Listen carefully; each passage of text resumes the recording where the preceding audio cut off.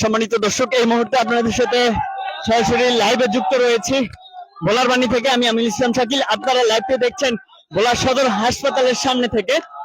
আপনারা জানেন ইতিমধ্যে যারা ভোলাবাসী রয়েছেন তারা হয়তো অবগত রয়েছেন, ভোলায় একজন ইমাম এবং খতিব, ভোলা সদর উপজেলা জামে মসজিদের খতিব এবং আলিয়া মাদ্রাসার মুহাদ্দিস আমিনুল হক নোমানীকে নৃশংসভাবে কিন্তু বাসায় ঢুকে দুষ্কৃতকারীরা হত্যা করেছে।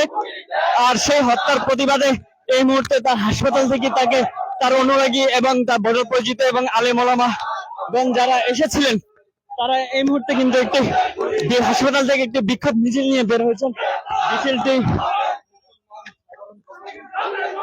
এই সাথে কিন্তু মিছিলের সাথে মুসলমান সাধারণ জনগণ এবং ভোলার সচেতন মানুষ সবাই কিন্তু এই মিছিলে অংশগ্রহণ করছেন।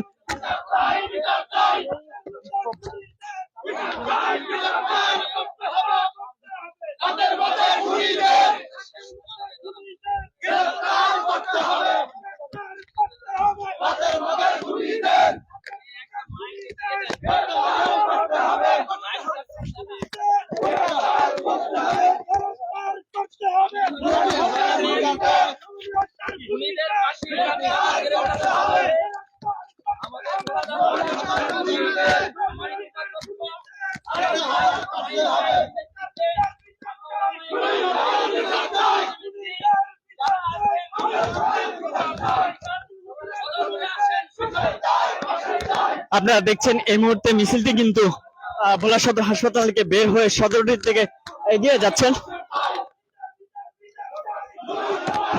তারা সকলে কিন্তু আজকের এই নেককারজনক ঘটনার তীব্র নিন্দা ও প্রতিবাদ জানাচ্ছেন। তারা সেই নিন্দা ও প্রতিবাদের অংশ হিসেবে কিন্তু আজকে এই মিছিলটি নিয়ে তারা এই মুহূর্তে হাসপাতালের সামনে থেকে বের হয়েছেন। তারা দাবি করছেন এই নৃশংস হত্যার ঘটনা যে এই মুহূর্তে আজকে রাতের মধ্যেই যেন সেটার বিচার হয়।